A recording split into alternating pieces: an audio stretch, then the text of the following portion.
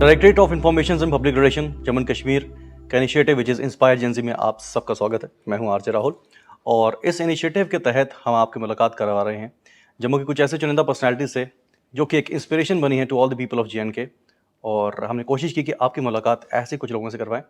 And आज की हमारी पर्सनैलिटी हैं शी इज़ मिस अनमोल राठौड़, और 2023 में JKS के एग्जामिनेशंस का रिजल्ट आया था and she was the topper.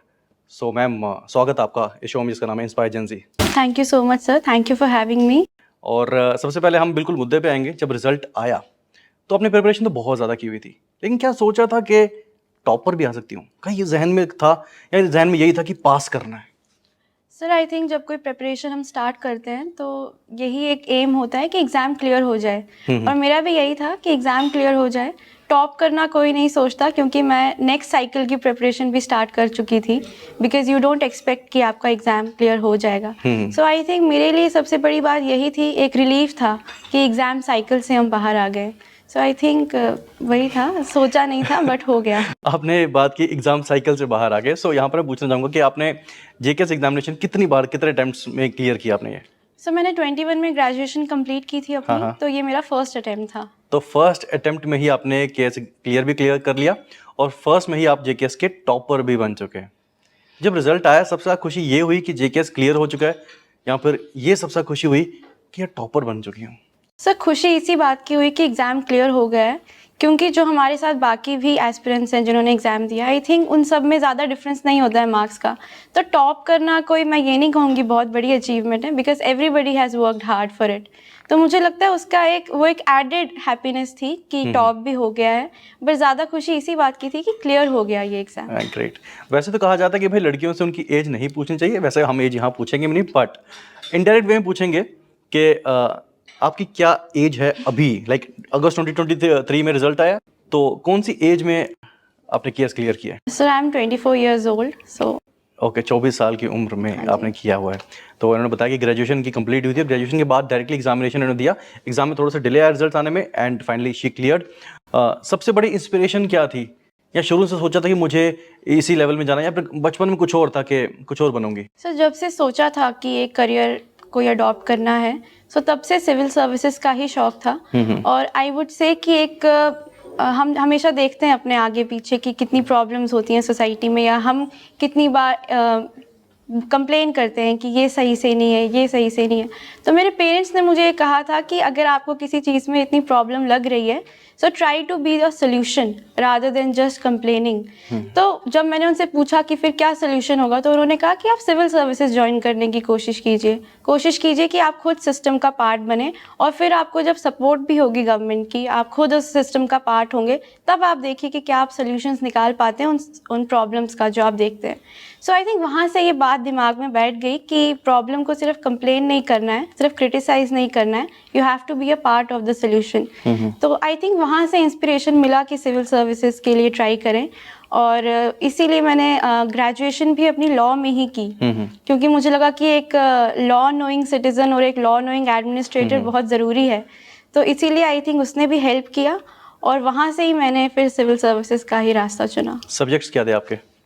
Optional जो मेरा था वो लॉ ही था। एंड मेन गाइडिंग फोर्स तो रहती है हमेशा जब भी हम कोई चीज़ बड़ा अचीव करते हैं, तो गाइडिंग फोर्स क्या आपको क्या लगता है कौन थी मेन?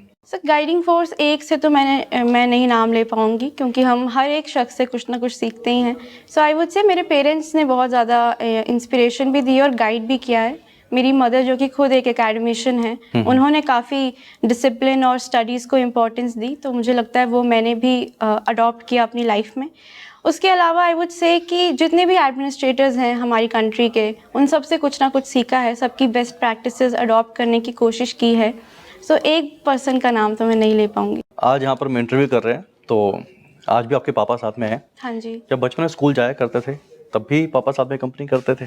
जी, पापा का तो बहुत ज़्यादा इम्पोर्टेंट रोल रहा है। मेरे एग्ज़ाम्स हों, स्कूल हो, कुछ भी हो, वहाँ पे हमेशा पापा ने ही साथ दिया है, पापा ही आते थे। एंड सिर्फ कंपनी नहीं करते थे, वो जो एक कहते हैं ना एक गुरु मंत्र देना, या जाने से पहले कुछ टिप्स देना एग्जाम हॉल में जाने से पहले। अच्छा। तो आई थिंक उसमें पापा का बहुत रोल रहा है। किस तरह की टिप्स देते थे वो? ऐसे मम्मा तो बोलती थी दही खा के जाओ, वैसे कोई ट्रेडिशन था? नहीं, वैसा नहीं, वो तो मम्मा का फॉर्टे था कि दही खा के जाओ, पूजा करके जाओ। पापा का हमेशा ये था, be calm, be composed and don't be anxious. Okay. मैं बहुत जल्दी एंग्शियस हो जाती हूँ, थोड़ा पैनिक हो सकती हूँ एग्ज़ाम से पहले कि नहीं कैसे होगा, एग्ज़ाम बहुत डिफ़िकल्ट है। बट पापा हमेशा कहते थे बी काम, क्योंकि अगर आपको आता भी होगा लेकिन आप नर्वस हो या आप पैनिक कर रहे हो तो तो भूल आप जाएगा। एग्ज़ाम में गलती करके आओगे, या किसी भी जगह आप जा रहे हो आप वहाँ पे गलती करके आओगे। तो पापा ने हमेशा काम और फोकस्ड रहने का वो दिया है। How important are moral value? Sir I would say moral values आजकल बहुत इनकी कमी है हमारी सोसाइटी में, बट ये बहुत ज़्यादा इम्पोर्टेंट है। सिर्फ हमें लगता है कि शायद नहीं, सिर्फ हमारी education he is important, but education alone can't do much. अगर आपके पास वैल्यूज़ की कमी है, मोरालिटी की कमी है, तो आप कितने भी एजुकेटेड क्यों ना हो, आप सक्सेसफुल शायद नहीं हो पाएंगे। मुझे लगता है कि मेरी सक्सेस का एक, मैं कहूँगी, एक मेजॉरिटी ऑफ चंक जो है वो मैं मोरालिटी को और मॉरल वैल्यूज़ को ही दूंगी, क्योंकि इनके बगैर हम जो कहते हैं ना स्पिरिचुअल ग्रोथ एक इंसान की, वो नहीं हो पाती है। तो मुझे लगता है काइंड होना, एम्फेथेटिक होना, कंपैशनेट होना बाकियों के प्रति, ये बहुत ज़रूरी है। आजकल शायद स्ट्रेस है लोगों की लाइफ में बहुत ज़्यादा, थोड़ा सक्सेस नहीं मिल रही है, कोई और प्रॉब्लम है, तो मैंने देखा है कि हम लोग बहुत ज़्यादा मैं कहूँगी we are not kind any more. हम लोग बहुत जल्दी कोई कमेंट पास कर लेते हैं किसी के प्रति, बहुत जल्दी हेट, बहुत जल्दी हम बोल देते हैं, किसी ट्रोल कर लेते हैं बहुत ज़्यादा। सो आई थिंक वो चीज़ें हमें खुद को रुक के रिफ्लेक्ट करना चाहिए कि क्या हम सही कर रहे हैं या नहीं। एंड आई थिंक थोड़ा कहते हैं ना कि इंट्रोस्पेक्शन इज़ वेरी इंपॉर्टेंट, वो सब ज़रूरी है, वो करना चाहिए। जितना हम पढ़ाई कर रहे हैं, जितना हम कोई और काम कर रहे हैं, उसके साथ साथ ये भी इक्वली इम्पॉर्टेंट है। लाइफ का पहला एग्जामिनेशन, कॉम्पिटिटिव एग्जामिनेशन कौन सा था जो आपने दिया था? सर लाइफ का first competitive exam I think बचपन में स्कूल टाइम में देते रहते थे वो, नहीं, लाइक ओलंपियाड्स आफ्टर वगैरह। ग्रेजुएशन कोई नहीं। और था या जैसे सिर्फ किया एग्जामिनेशन दिया और वही क्लियर हो गया? उससे पहले कोई एग्जामिनेशन दिए थे? उससे पहले मैंने ग्रेजुएशन के लिए ही कॉमन लॉ एडमिशन टेस्ट होता है, क्लैट, अच्छा, जो कि okay. नेशनल लॉ यूनिवर्सिटीज़ के लिए होता है। अच्छा। तो वो मेरी लाइफ का फर्स्ट एग्जामिनेशन था। And you clear that? I clear that and I got into Gujarat national law university. तो वहाँ से मैंने 5 इयर्स का लॉ किया, और उसके बाद जो नेक्स्ट था, मैंने यूपीएससी का भी एग्ज़ाम दिया था, सिविल सर्विसेज का, एंड देन दिस वन। अभी कुछ ऐसा ड्रीम है कि ठीक अब केस तो हो गया, I have some time also, इसके बाद हम सर्व भी करेंगे कंट्री को, बट ऐसा कुछ दिमाग में है कि ठीक है आईएएस की तैयारी करती हूँ, if I can be the topper of JNK, तो आईएएस की तरफ भी सोचना चाहिए, कहीं ना कहीं जहन में है ऐसा कुछ? जी जी, डेफिनेटली है। अच्छा आई है। थिंक वो कहते हैं ना, अभी सितारों से आगे जहाँ और भी हैं। हाँ। तो मेरा भी ये है कि डेफिनेटली वी शुड ट्राई। अभी हम अपनी यूटी को ही सर्व कर रहे हैं। Okay. क्या पता अगर मौका मिले तो हम कंट्री को एज अ होल सर्व कर सकें। सो बचपन से यू वर स्टूडियस, या फिर बचपन में पढ़ाई में कम आप करते थे, या बचपन से टॉपर रहे हो? नहीं, बचपन से ही मैं कहूँगी स्टूडियस तो मैं थी। 10th में कितने मार्क्स आए थे? हमारे टाइम पे सीजीपीए होता था, तो मेरा 10 सीजीपीए था। अच्छा, और हाँ 12th जी। में? 12th में 97% थे। 97%? हाँ जी। It was a state board, central board? CBSE. CBSE board से हाँ जी। 97%। सीबीएसई। फेवरेट सब्जेक्ट उस टाइम कौन सा था जिसमें सबसे ज़्यादा सिक्योर किए थे? आई थिंक 100 ही आएंगे, तो किसी में कम आएंगे तो 97 होंगे। मेरा बायो था फेवरेट सब्जेक्ट, उसमें मेरे 100 मार्क्स थे। ओके। और फिजिक्स में 98 थे उस टाइम पे, और फिजिक्स काफ़ी इंटरेस्टिंग भी लगता था। और फिर बाकी सब्जेक्ट्स में 95। ये शुरुआत से ऐसा था कि यार मुझे पढ़ना है, बिकॉज आजकल आप देखोगे तो people are like kids are more into social media, वो तो गेम्स भी नहीं खेलते हैं, जो भी सोशल मीडिया पे गेम्स खेलनी है, मोबाइल पे गेम्स खेलनी है। आपका शुरुआत से क्या था? कहीं और इंटरेस्ट नहीं था कि पढ़ना है, या फिर घर वाले डंडे से पढ़ाते थे उस टाइम? एक्चुअली मेरा ये मानना था कि लाइफ में अगर सक्सेस चाहिए या किसी मुकाम पे आपको पहुंचना है, तो हमारे टाइम पे तो academics was the only way to it. आजकल तो लोग सोशल मीडिया भी कर रहे हैं, वहाँ पे भी we have influencers, we have podcasters जो कि इतना अच्छा काम कर रहे हैं, तो उन्हें वहाँ पे सक्सेस मिल रही है, तो वो भी एक सही रास्ता है। बट मेरे लिए जो एम था, क्योंकि मुझे एडमिनिस्ट्रेशन में आना था, तो मेरे लिए एकेडमिक्स के अलावा और कोई ऑप्शन नहीं था। सो इसीलिए मुझे लगता है मैं हमेशा से ही एकेडमिकली इंक्लाइंड रही हूँ और पढ़ाई की ओर ही ध्यान दिया है। बट आई थिंक आजकल आपके पास और बहुत सारे एवेन्यूज़ हैं, स्पोर्ट्स में लोग इतना अच्छा कर रहे हैं, एंटरटेनमेंट इंडस्ट्री में इतना अच्छा कर रहे हैं। सो जो भी आपकी कॉलिंग है, आप वहाँ पे अच्छे से काम करिए, ज़रूरी नहीं है कि हम एकेडमिक्स पे ही फोकस करें। Asking you this particular question only, if not case, अगर ये केस ना होता तो फिर आप कहाँ पर होते? क्या कोई सेकंड ऑप्शन रखा था? क्या सेकंड ऑप्शन लाइफ में, करियर में रखना ज़रूरी है? जी, जी, डेफ़िनेटली एक बैकअप प्लान होना काफ़ी ज़रूरी है। तो मेरा भी ये था, क्योंकि मैंने लॉ पढ़ा है, तो मैंने सोचा था कि मैं या तो प्रैक्टिस करूँगी, लिटिगेशन करूँगी, या फिर मैं जुडिशरी के एग्ज़ाम्स दूँगी।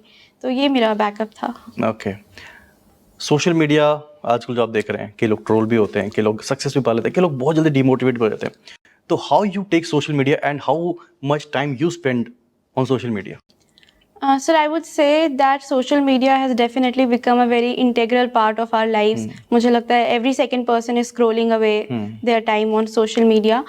मुझे लगता है social media एक necessary evil है, तो इसे आप limited तरीके से ही यूज़ करें. Unless you are earning from social media, unless social media आपका means of earning है, but otherwise I think you should be very you should have very limited interaction on social media. Okay. मैं personally social media पे नहीं हूँ, क्योंकि अच्छा, you are nowhere? no, I'm not yet. Not Instagram, No, not sir. Facebook, और शायद इसी वजह से क्लियर भी किया है बिकॉज I डिविएट think, नहीं हो पाते। हाँ, क्योंकि distractions बहुत ज़्यादा हैं. अच्छा। The thing is कि कोई आपको कमेंट ऐसा हो सकता है जो आपको हर्ट कर सकता बिल्कुल। है, because there are too many people with too many voices, too many opinions, and you can't listen to everybody.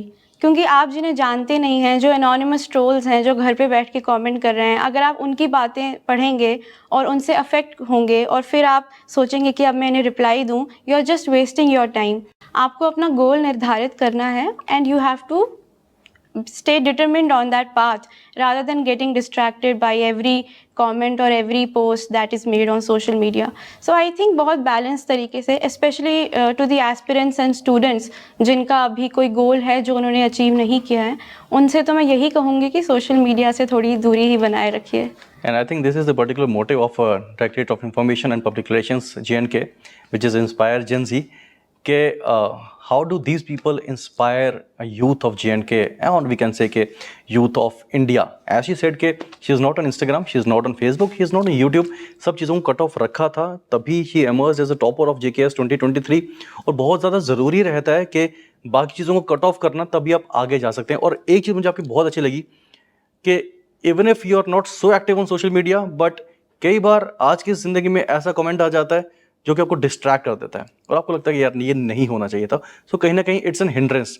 अभी ऐसा सोचा कि यार अब तो क्लियर हो गया है, अभी आप इंस्टाग्राम पे हैं? सर, अभी भी मैं नहीं हूँ. आई थिंक जो प्रोफेशन या जो सर्विस में एंटर करने वाली हूँ, वहाँ पे जाके इट बिकम्स वेरी इंपॉर्टेंट कि आपका पब्लिक के साथ कनेक्ट रहे. So definitely once I am in service, तब मैं एक प्रोफाइल ज़रूर बनाऊँगी, ताकि अगर कोई कम्युनिकेशन की ज़रूरत पड़ती है लोगों से, so then I will definitely do it. But I think personal communications के लिए सोशल मीडिया अभी तक मुझे नहीं लगता कि ज़रूरी तो है. आपकी सक्सेस के बाद राइट बहुत से इंटरव्यूज हुए हैं. हाँ जी. ये इंटरव्यू सोशल मीडिया पे आने वाला है, इससे पहले भी आए होंगे.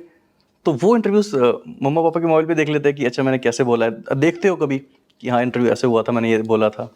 जी, जी, ज़रूर देखती तो हूँ, but once I give an interview, एक बार इंटरव्यू हो जाता है, उसके बाद I don't think much about it. क्योंकि अगर किसी ने कोई कंस्ट्रक्टिव क्रिटिसिज्म देना है या मुझे ही कुछ सीखना है, हो सकता है मैंने पिछले इंटरव्यू में कोई गलत चीज़ बोल दी हो, वो मैं देख लेती हूँ. वो मेरे पेरेंट्स भी मुझे बता देते हैं कि ये चीज़ ऐसे बोलनी थी, ऐसे नहीं, और वहाँ से मैं सीखती हुई आगे बढ़ती जाती हूँ. हो सकता है कुछ मिस्टेक्स हों पास्ट की जो मैंने यहाँ पे करेक्ट की हूँ, बट उसके अलावा I don't pay much heed to interviews because it's not really important. और अभी कैमरा लुक की बात की जाए तो you look quite sober girl, quite serious types. Actually में आप ऐसे हो या फिर अंदर से एक शरारती बच्चा भी है कोई?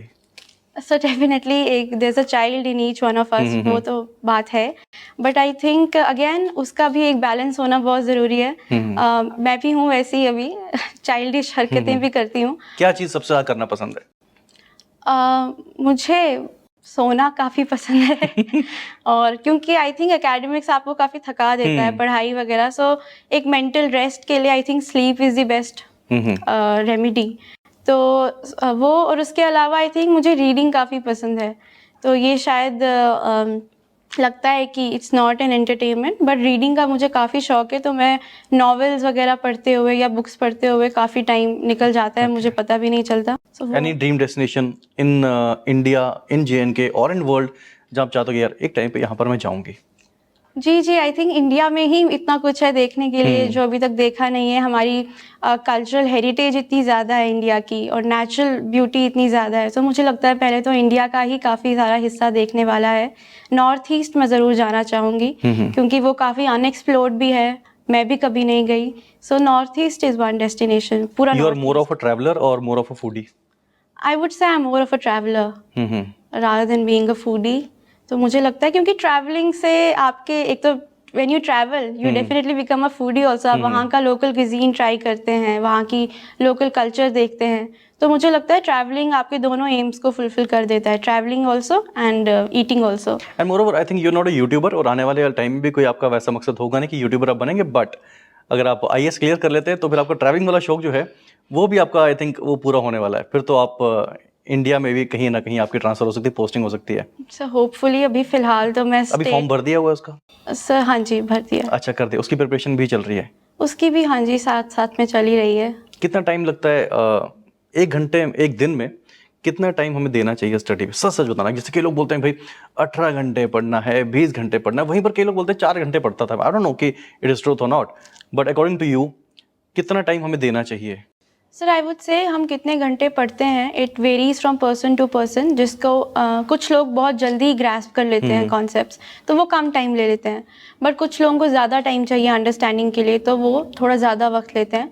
मैं कहूँगी मेरा एक नॉर्मल जो स्केड्यूल था डे का, उसमें I would study for around 6 to 7 hours maximum. Okay. क्योंकि उससे ज़्यादा पढ़ाई नहीं हो पाती थी। एक टाइम के बाद आपका mind also refuses to take new content.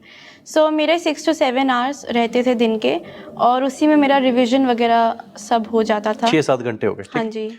और आपने बोला कि आपको नींद भी बहुत पसंद है, तो हाँ कहीं ना कहीं जी। 8 घंटे की नींद भी लेते होंगे? जी जी जी, ठीक है, I did 8 not compromise. Plus 7 15 हो गए। तो बाकी के टाइम आप क्या करते थे फिर? सो बाकी के टाइम आई वुड से थोड़ा सा घर में मेरे ग्रैंड पेरेंट्स थे, तो मैं उनके साथ भी काफ़ी टाइम स्पेंड करती थी।